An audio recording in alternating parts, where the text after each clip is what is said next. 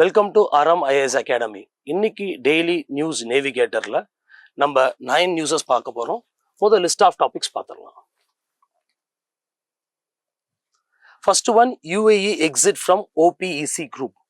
OPEC அப்படின்னா என்ன, அதில் ஏன் UAE எக்ஸிட் ஆனாங்க, அதுக்கான ரீசன்ஸ் என்னென்ன, அது இந்தியாவை வேணா அஃபெக்ட் பண்ணுமா அப்படின்றத நம்ம பார்க்கலாம்.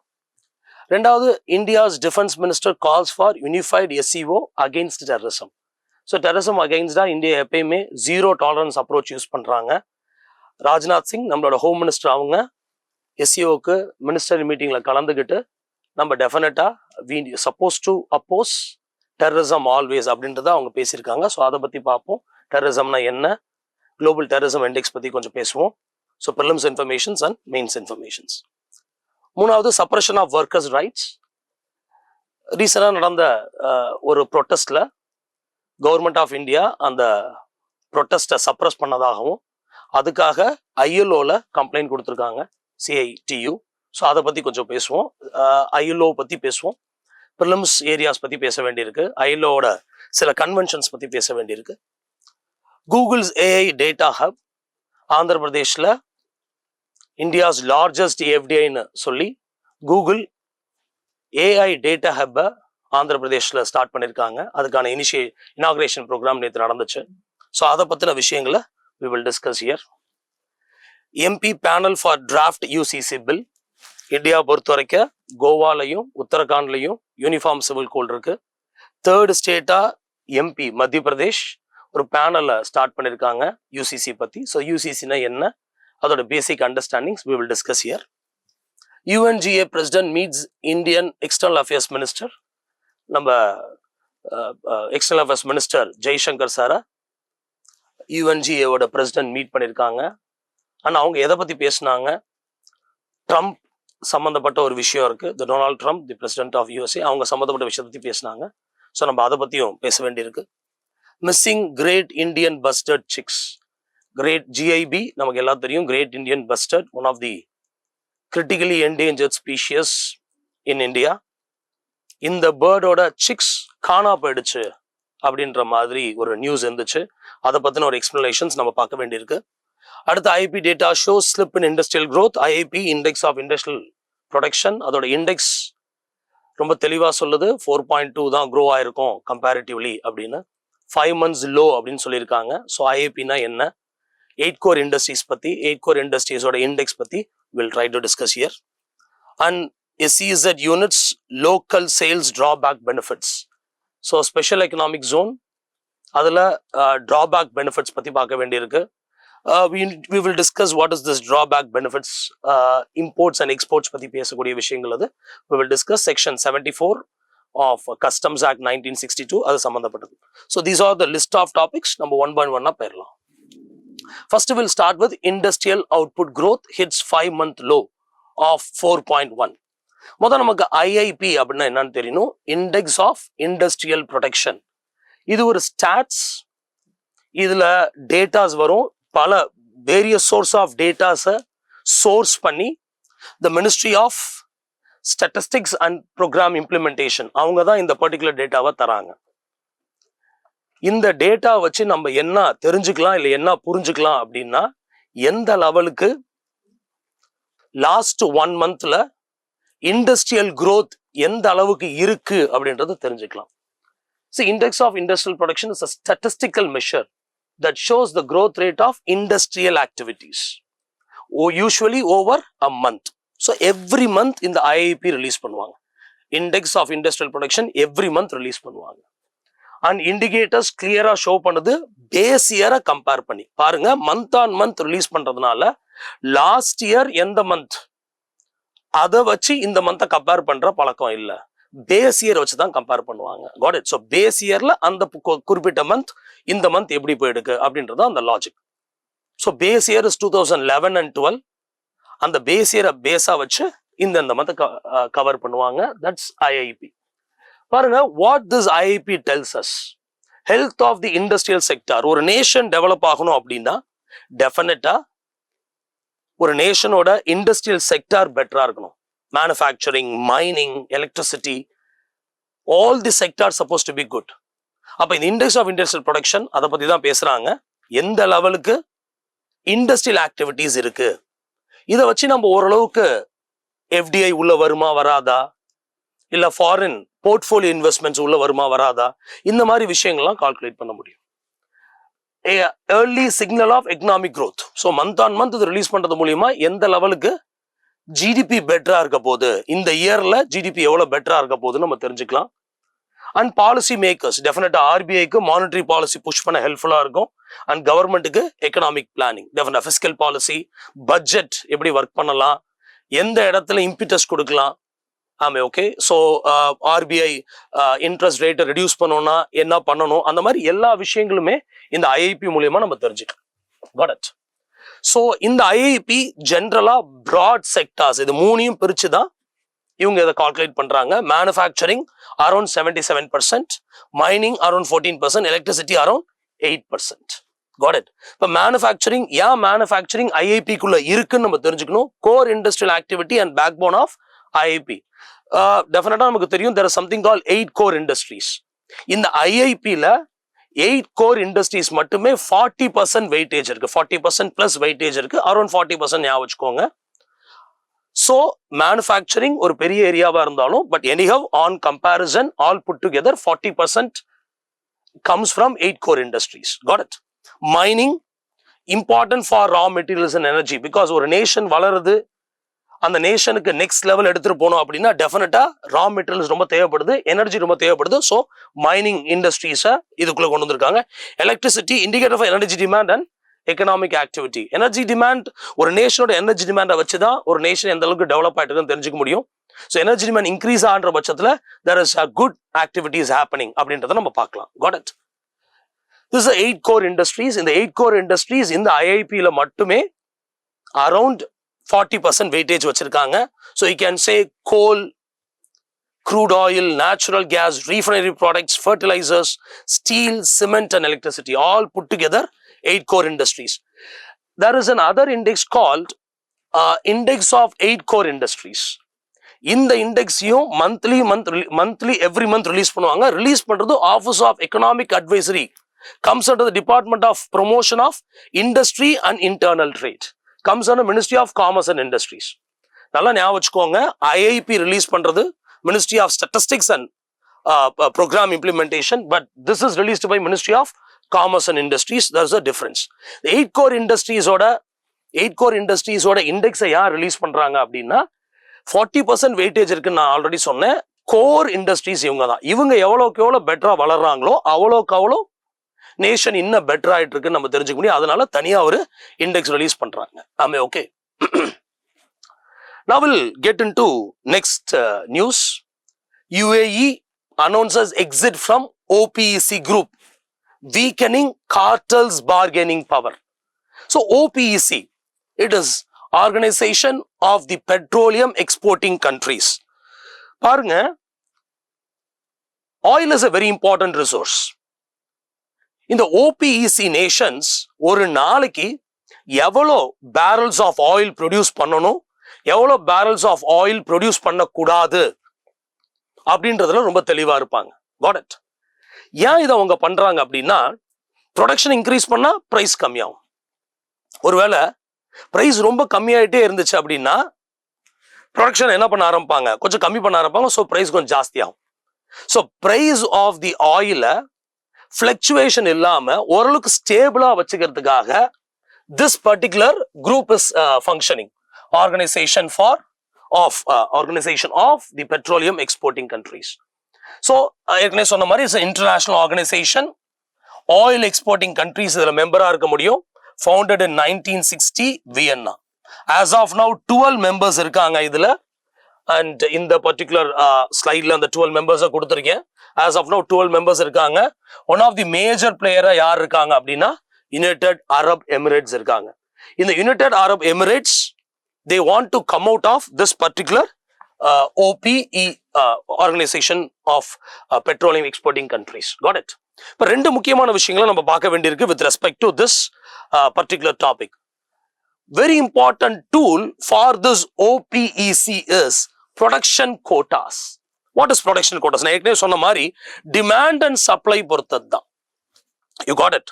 ஸோ ப்ரைஸை ஃப்ளக்சுவேட் ஆகாம பார்த்துக்கிறதுக்கு டிமாண்ட் அண்ட் சப்ளை யூஸ் பண்றாங்க. அப்ப இந்த ஓபிஇசி தான் அந்த 12 நேஷன்ஸ்க்கு டிக்டேட் பண்ணுவாங்க பர் டே எவ்வளோ பேரல் ப்ரொடியூஸ் பண்ணணும் அப்படின்றத. ஏன் யூஏ இதுல இருந்து வெளியே வராங்க அப்படின்னா, இன்னைக்கு ஓபிஇசி பிளஸ்னு ஒரு ஆர்கனைசேஷன், ஒரு இன்ஃபார்மல் ஆர்கனைசேஷன் தான். இதுல ரஷ்யா ஜாயின் பண்ணிருக்காங்க. Russia is not a initial member of OPEC, but Russia OPEC பிளஸ்ல இருக்காங்க. ஏன் அப்படின்னா ஓபிஇசி மட்டும் அவங்களால அந்த பிரைஸ் வாலட்டியில கண்ட்ரோல் பண்ண முடியல, ரொம்ப கஷ்டமா இருக்கு. ஸோ அதனால வேற என்னென்ன நேஷன்ஸ்லாம் ஆயில் ப்ரொடியூஸ் பண்றாங்க அவங்களையும் மெக்சிகோ உள்ள வராங்க.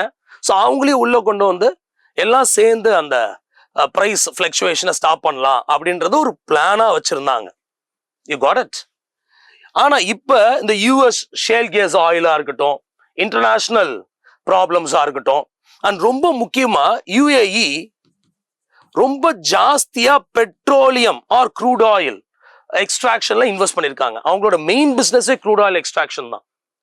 இப்ப என்னன்னா பர் டே எவ்வளோ பேரல்ஸ் ப்ரொடியூஸ் பண்ணும் அப்படின்றத ரொம்ப தெளிவா ஓபிஇசி சொன்னா யுஏஇலால அந்த பர்டிகுலர் சஜஷன்ஸ்க்கு கட்டுப்பட்டு தான் ஆகணும். Because that's the cartel rules and regulations.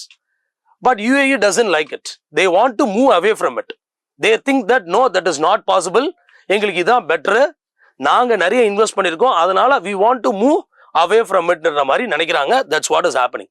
So அதனால தான் they are coming out of this particular OPEC. I hope you understand, right? So இந்த நியூஸ் பொறுத்த வரைக்கும் ஓபிஇசி எப்போ ஃபைன் பண்ணாங்க, ஹெட் குவார்ட்டர்ஸ் என்ன, எவ்வளோ மெம்பர்ஸ் இருக்காங்க, அண்ட் ஓபிஇசி பிளஸ் அப்படின்ற வார்த்தைகளை நம்ம தெரிஞ்சுக்கிட்டா போதுமானது. அண்ட் ரொம்ப ரொம்ப முக்கியமா இந்தியாவுக்கு இது எப்படி அஃபெக்ட் ஆக போகுது அப்படின்றத நம்ம பார்க்க வேண்டியிருக்கு. இப்போ ஓபிஇசில இருந்து யுஏஇ வெளியே வந்துட்டாங்கன்னா அவங்க பைலேட்டரலா ட்ரேட் பண்ண ஆரம்பிப்பாங்க. So India having a very good relationship with UAE, we may definitely have edge. So அவங்க பைலேட்டரா ட்ரீட் பண்ணும்போது we may get better pricing. ஆமே, ஓகே. ஸோ அது ஒரு இந்தியாவுக்கு ஒரு நல்ல எட்ஜாகவும் இருக்க வாய்ப்பு இருக்கு. Got it, fine. So these are the informations we need to know about the UAE exit. Okay. Now we'll start with the third news of the day. Rajnath Singh, our Defense Minister of India, calls for unified SEO approach to eliminate terrorism. Terrorism, India is suffering a lot because of terrorism. We hope that day will be there that no terrorism haunts India. But we are suffering a lot. So India, எல்லா ஃபோரம்லையும் including United Nations organizationலையும் we used to raise our voice against terrorism. அப்படியே ஒரு situation தான் SCO. Got it? So Shanghai cooperation organisation India அதில் மெம்பராக 2017 join பண்ணாங்க. 2017 join பண்ணதுல இருந்து we are completely against this terrorism. நம்ம இங்க ரொம்ப ஸ்ட்ராங்கா நம்மளோட வாய்ஸை ரைஸ் பண்ணிக்கிட்டே இருக்கோம். Got it? முதல்ல SCO என்னன்னு பார்த்துக்கலாம். Eurasian political, economical and security grouping. ரொம்ப முக்கியமான வார்த்தை security grouping. It's also security grouping. ரொம்ப நாளா டிபேட் பண்ணப்பட்டுச்சு. எஸ்சிஓங்கிறது போஸ்ட் கோல்டு வார் பீரியட்ல சோவியத் யூனியனோட பிளாக்கா அப்படின்ற மாதிரிலாம் டிபேட் பண்ணப்பட்டுச்சு. பட் எனக்கு 2017 நிறைய நியூஸஸ் இந்த மாதிரி இருந்துச்சு, நிறைய மீடியா கமெண்ட்ஸ் அதை பண்ணாங்க. பட் அப்ப இருந்த external affairs minister said that ஒரு பிரச்சனையும் இல்லை, we want to join, we want to have a better multilateral forum அப்படின்ற மாதிரி சொல்லிட்டாங்க. This group was started in 2001. India joined in 2017. 2016 கூட ஒரு ப்ரிலிம்ஸ் கொஸ்டினை கேட்டிருப்பாங்க இதை. ஓகே, ஸோ 10 members லேட்டஸ்டா ஆட் பண்ணது பெலரஸ். 2024 பெலரஸ் லேட்டஸ்டா ஆட் ஆனாங்க. Got it? சரி, SEO focus SEO focus on multiple matters. But நம்ம டெரரிசம் பத்தி ஸ்பெசிஃபிக்கா பேசுறதுனால we are focusing on terrorism. So focuses on combating terrorism, extremism and radicalism and separatism. 4 விஷயங்களை பேசுறாங்க. ராஜ்நாத் சிங் அவங்க நம்ம டிஃபென்ஸ் மினிஸ்டர் ரொம்ப தெளிவா இந்த இடத்துல பேசியிருப்பாங்க. Consistent approach to eliminate terrorism, extremism and radicalism of all forms. And SEO ஒரு எக்ஸ்ட்ரா விஷயம் ஆட் பண்ணிக்கிறாங்க, செப்பரேட்டிசம். பாருங்க, there is no proper explanation for these words. You got it. But இங்க இருக்கிற எல்லா வேர்ட்ஸுமே எதுக்கு ரிலேட் ஆனது அப்படின்னா டைரக்டாவே ஒரு நேஷனை ஹார்ம் பண்ணக்கூடிய விஷயங்கள் தான் இங்க இருக்க விஷயங்கள். So SCO is directly against those things which harms India or to the whole world. Got it? And SCO என்னென்ன பண்ணிருக்காங்க டெரரிசம்க்கு? Let's say RATS. This particular regional anti-terrorism structure involves intelligence sharing, tracking terrorist groups and coordinating operations. Got it? RATS அப்படிங்கிறது one of the structure within the SCO. எவ்வளவு முடியுமோ அவ்வளவு தூரம் நம்ம terrorism அப்போஸ் பண்றதுக்காக இந்த மாதிரி விஷயங்கள்லாம் பண்ணிட்டு இருக்காங்க. அது மட்டும் இல்லாம SCO joint counter terrorism exercise பண்ணிருக்காங்க. Preventing terror financing. Terror financing நம்ம ஃபினான்ஷியல் ஆக்ஷன் டாஸ்க் ஃபோர்ஸோட ரிலேட் பண்ணிக்கலாம். அண்ட் பார்டர் செக்யூரிட்டி கோஆபரேஷன், இது எல்லாமே comes under this particular SCO. And we need to understand what is called Global Terrorism Index also. Okay, Global Terrorism Index is a very important index. They release பண்றது Institute of Economic and Peace. அவங்க the source data னு சொல்லி University of Maryland அங்க இருக்கிற அந்த source dataவை பயன்படுத்தி அவங்க year on year எந்த பர்டிகுலர் நேஷன் எவ்வளவு அஃபெக்ட் ஆயிருக்கு அப்படின்றத சொல்லலாம். ஆப்கானிஸ்தான் ஜென்ரலா டாப் 1, 2, 3ல இருக்கும் எப்பயுமே. இந்தியாவோட நம்பர்ஸ் மாறிக்கிட்டே இருக்கு. Because year on year internal security சிச்சுவேஷனும், இயர் ஆன் இயர் எவ்வளவு பேர் இறந்து போறாங்க, எவ்வளவு பேர் ஹர்ட் ஆகுறாங்க, எவ்வளோ டெரர் ஆக்டிவிட்டிஸ் நடந்திருக்கு, அதை பேஸ் பண்ணி இந்தியாவோட நம்பர்ஸ் மாறிட்டே இருக்கும். Got it? Fine. So we need to understand what is called Global Terrorism Index also, right? I will start with next news. It is related to Google AI Data Hub project kicks off in Andhra Pradesh. This is considered to be one of the largest FDI ever comes to India. Such a beautiful project that India can ever imagine. நமக்கு தெரியும் டெஃபினட்டா AI is going to be talk of the world. So அப்போ இந்த datas, இந்த data hub இந்தியாவில் இருக்கிறது மூலியமா, ஆந்திர பிரதேஷ் இருக்கிறது மூலியமா நமக்கு நிறைய நல்ல விஷயங்கள் இருக்கு. Got it? So digital infrastructure expansion. Got it? Digital infrastructure expansion is very, very important. Why? Because digital infrastructure expansion makes sure that நம்ம இப்போ என்ன ஐடி செக்டார்ல இருக்கமோ, என்ன டிஜிட்டல் செக்டார்ல இருக்கமோ, அதுல இருந்து அடுத்த சிச்சுவேஷன் எடுத்துட்டு போறதுக்கு ரொம்ப ஹெல்ப்ஃபுல்லா இருக்கும். Got it? So data centers, backbone of artificial intelligence. AI வேணும். கிளவுட் கம்பெனி கேள்விப்பட்டிருப்பீங்க. Pay as you go pricing. வேணும்னா பிரைஸ் எடுத்து நம்ம கிளவுட்ல இருந்து ஒரு சாஃப்ட்வேர் இம்போர்ட் பண்ணி நம்ம யூஸ் பண்ணிட்டு we can delete it later. Got it? So அந்த மாதிரி தான். And big data, huge data process பண்றதுக்கு we need these data centers. And it shows how now India is moving towards data driven economy. நிறைய பேர் invest பண்ண கூட வர வாய்ப்பு இருக்கு. Lot of members can come inside and invest also. All put together you can understand India is now moving towards data driven. Got it? சரி, foreign direct investment angle நான் ஏற்கனவே சொன்ன மாதிரி இந்தியாவில் the most biggest FDI everன்னு இதை சொல்றாங்க. So large scale investment by global tech giant. Google is a global tech giant. Very large scale investments உள்ள வருது. அதுவே ரொம்ப முக்கியமான விஷயம். And it signals India as a trusted investment destination. India is always a very trusted investment destination. And Indian IT industry பொறுத்த வரைக்கும் இந்தியாவை dynamic அடாப்டர்ஸ்ன்னு சொல்லுவாங்க rather than innovators. So we adopt everything very fast. So அந்த மாதிரி good things நம்ம கிட்ட இருக்கிறதுனால AI உள்ள கூகுள் அவங்களோட AI டேட்டா ஹப்பை இங்க செட் பண்ண விருப்பப்பட்டிருக்காங்க. Got it? ஸோ இப்படி செட் பண்றது மூலியமா நமக்கு என்ன நல்லது நடக்கும்? Data sovereign and localization. So datas இங்கேயே ஸ்டோர் பண்ணப்படும். டேட்டாஸ் இங்கேயே ஸ்டோர் பண்ணப்பட்டா லோக்கலைசேஷன் பெட்டரா இருக்கும். So all put together is gonna be very good, right? அதே மாதிரி data state within India important for national security. நம்ம டேட்டாஸ் வெளியே போகாம இருக்கும். Privacy protection and regulatory control. Got it? And linked to data India policy data protection framework. நம்ம already we have a policy. The policy பொறுத்த வரைக்கும் we have did lot of things and in the particular investments இதுக்கு ரொம்ப ஹெல்ப்ஃபுல்லா இருக்கும். Employment and regional development, இது மூலியமா ஏகப்பட்ட பேருக்கு எம்ப்ளாய்மெண்ட் கிடைக்க போகுது. சென்டர்ஸ், ஐடி இண்டஸ்ட்ரீஸ்ல இருந்து வரவங்க many is gonna get employment. A echo system develop ஆகும். பட் ஒரு கன்சர்ன் இருக்கு, எனர்ஜி அண்ட் சஸ்டைனபிலிட்டி. இதை கொண்டு வரது மூலியமா ஹியூஜ் எனர்ஜி எக்ஸ்பெண்டிச்சர் ஆக போகுது. அந்த huge energy expenditure will definitely destroy sustainability. So அது ஒரு கன்சர்னா பார்க்கலாம். Okay, so these are the matters we are supposed to understand with respect to this news. Next one is CITU knocks on ILO doors over suppression of workers' rights. There is a protest in Noida and Greater Noida. அந்த protest timeல government ரொம்ப அந்த ஒர்க்கர்ஸ்க்கு அகேன்ஸ்டா நடந்துக்கிட்டாங்க, அவங்க ரைட்ஸை ரொம்ப suppress பண்ணாங்க. So அதனால CITU, the Delhi State Committee of Center of Indian Trade Union, what is an organization? It's an civil society organization. இவங்க டைரக்டா ILOல appeal பண்ணியிருக்காங்க. இந்த மாதிரி ILO is International Labour Organization. So labour rights ரொம்ப miss ஆகுதுன்னு சொல்லி apply பண்ணியிருக்காங்க. Got it? So what are the basics?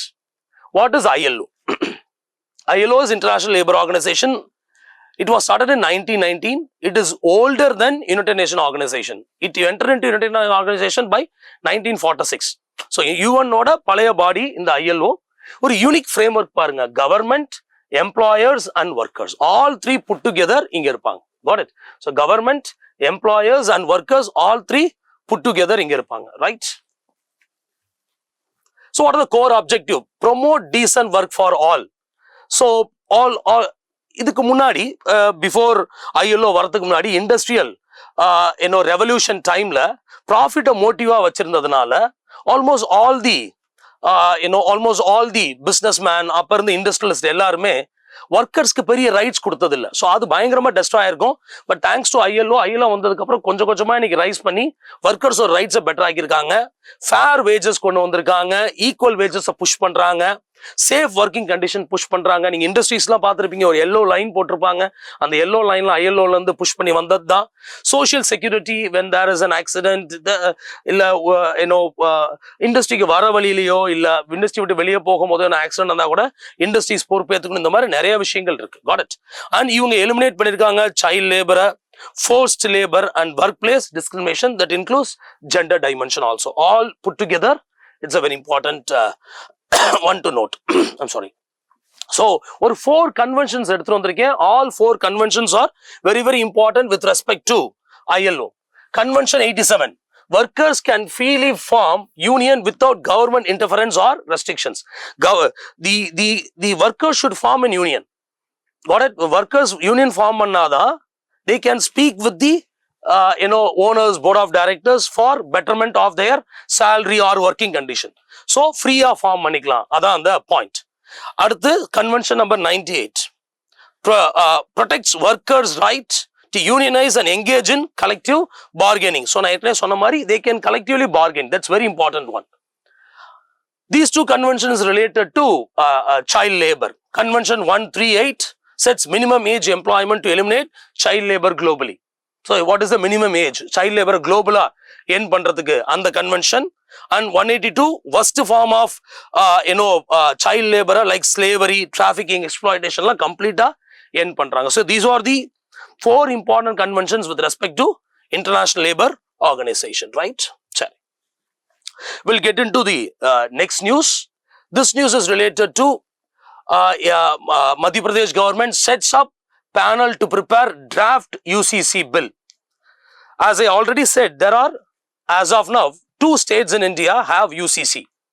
One is Goa, which was started in 1867, which is also called as Portuguese Civil Code. Later it was Uttarakhand who brought in this UCC around 2024. இந்தியாவில் பல states UCC கொண்டு வரலாமா வேணாமான்னு யோசிச்சுட்டு இருக்க டைம்ல Madhya Pradesh, they have started a department, they started a committee in order to push UCC in this particular state. So UCC is related to Article 44. Got it? Article 44 ரொம்ப it is a தெளிவா சொல்லிருப்பாங்க. It is a duty of the state to bring uniform civil code to all the citizens and throughout the territory of India. You got it? Uniform civil code அப்படிங்கிறது இன்னைக்கு நேத்து உருவான ஒரு issue இல்ல. இண்டிபெண்டன்ஸ்க்கு முன்னாடி இதை பத்தி பேசியிருக்காங்க. கான்ஸ்டிடியூவன்ட் அசம்பிளியில் இதை பத்தி பேசியிருக்காங்க. ஈவன் பிரிட்டிஷ் லெக்ஸ் லோக்கி ஆக்ட்ல they have clearly said that personal matters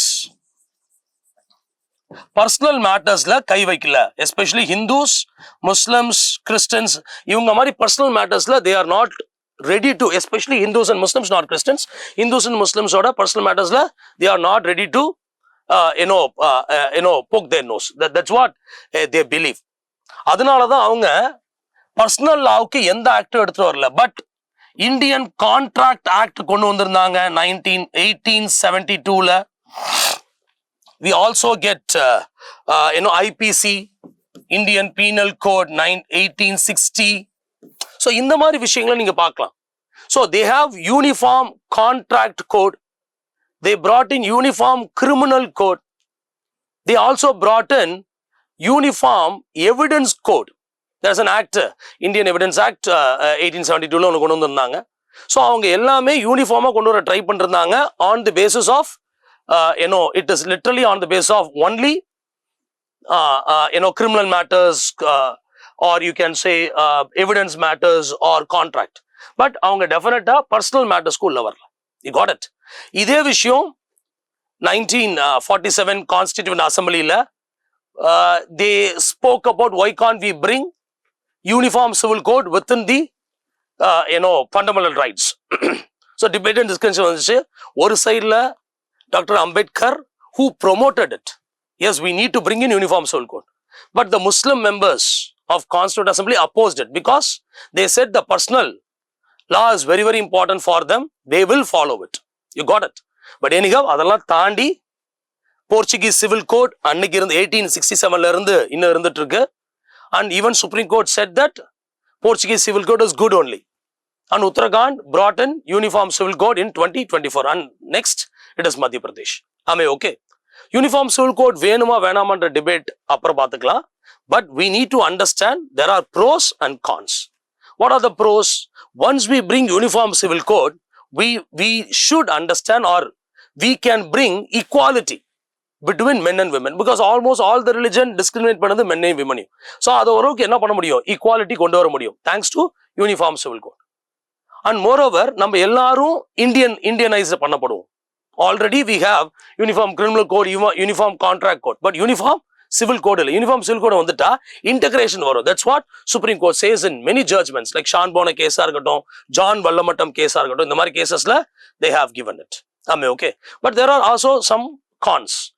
the minorities are saying that it is our right, article 25 versus article 44. I have right to freedom of religion. So என்னோட religion சொல்றதை நான் follow பண்றேன். ஐ don't want uniform civil code. ஆமே, okay. So the pros and cons ரெண்டு சைடுமே இருக்கு. We need to understand on this basis. Am I okay? So that's about that particular news related to Madhya Pradesh forms a panel to set up uniform civil code, that too within 60 days. Right, this news is about UNGA president comes to India and met our external affairs minister. இதுல ரொம்ப முக்கியமா அவங்க pitch பண்ணிருக்க விஷயம் என்ன அப்படின்னா, they spoke about Donald Trump's Board of Peace. Donald Trump Board of Peace is an organization which was initiated by Donald Trump this year early. அதுல அவர் என்ன சொல்றாருன்னா, 1 billion நீங்க காசு கொடுத்து பர்மனன்ட் மெம்பர் வாங்கிக்கலாம். அண்ட் அது யூஎனுக்கு ஒரு பைபாஸா இருக்க மாதிரி இருக்கு. Got it? So இப்ப UNGA பிரசிடென்ட் வந்தவங்க அந்த ஃபீஸ் பத்திலாம் பேசியிருக்காங்க. Fees for Nations will operate and adding that there is a reason for UN responsible ensuring peace and security in the world, because United Nations organization வேலை peace and security. But Donald Trump அவங்க they started something called Board of Peace. So அப்ப contradictions வருது இதுக்கும் அதுக்கும். So இது முக்கியமான்ற அந்த contradictions வருது.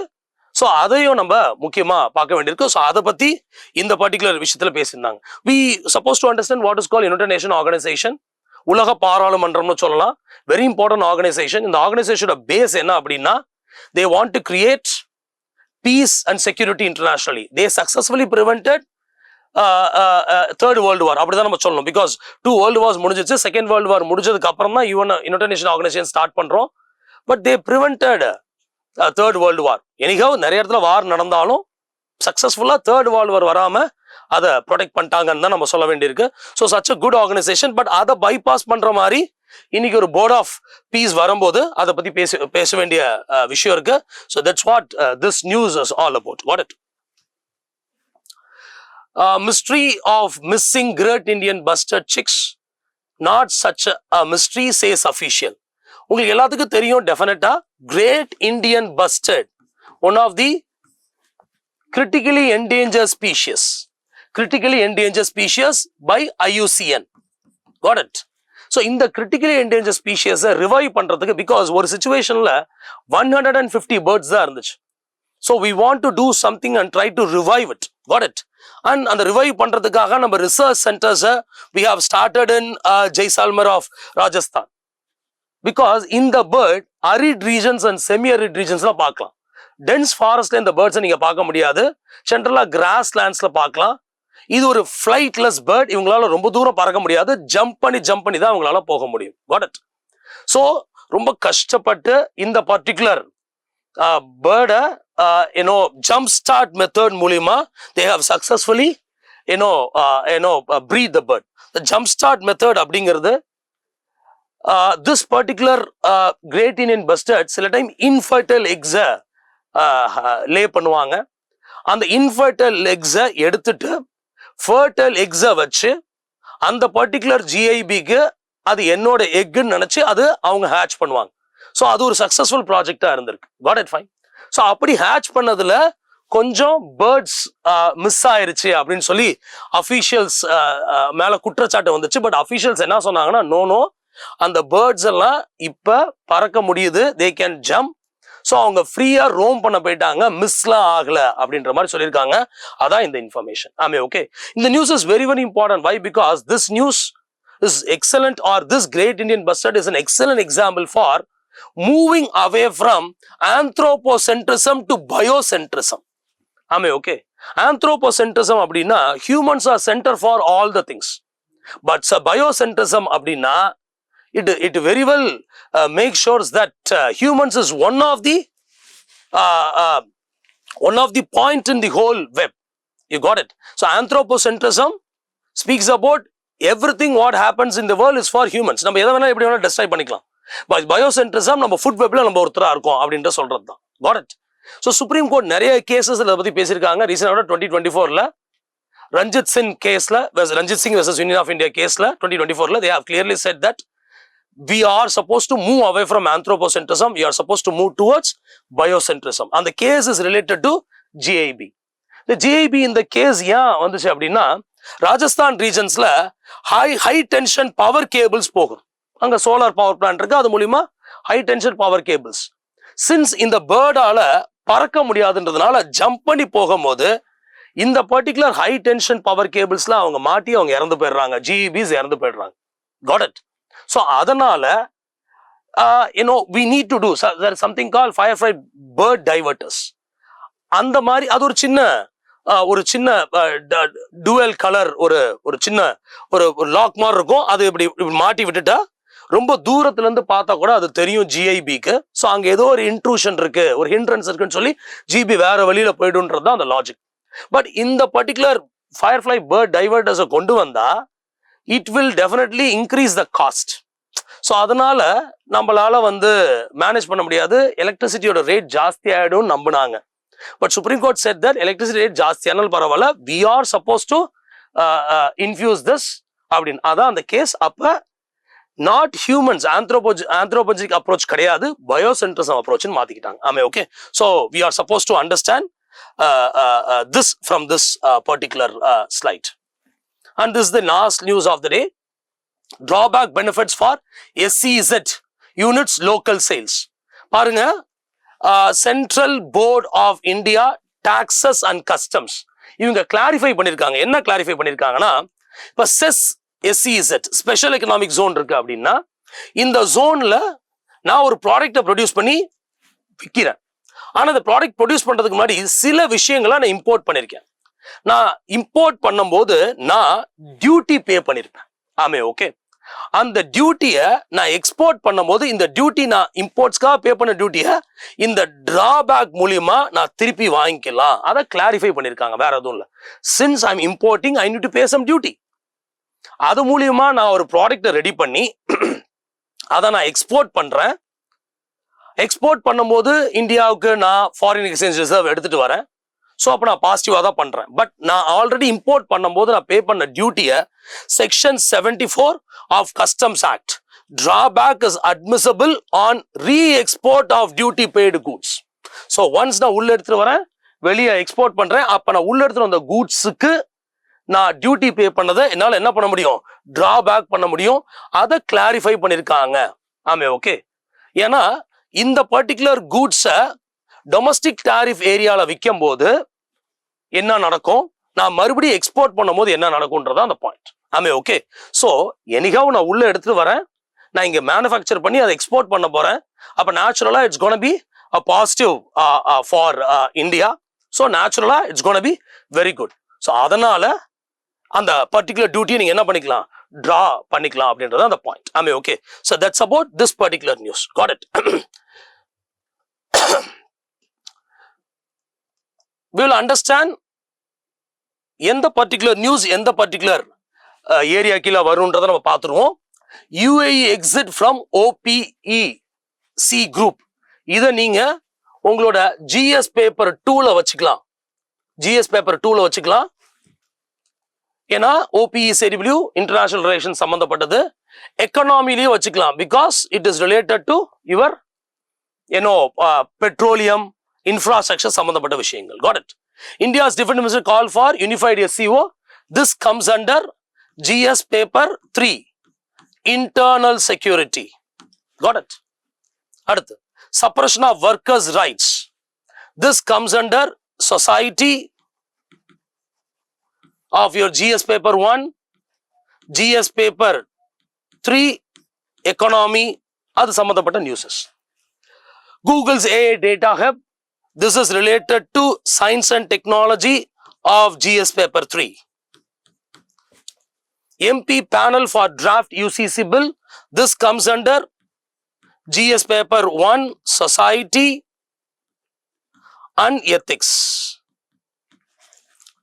UNGA president meets Indian external affairs minister. This comes under GS paper 2, international relations. Missing great Indian bustard, Indian chicks. This comes under GS paper 3, environment.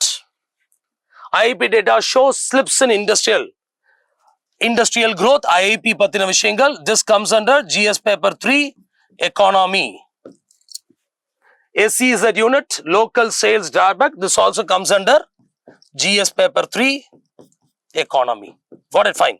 So all these newses are highly related to our GS paper 1, 2, 3, and of course we have some ethic news also, panel related to uniform civil code. Got it? So we completed all the news today. 9 newses நம்ம மொத்தமா பார்த்திருக்கோம். and in the news சம்பந்தப்பட்ட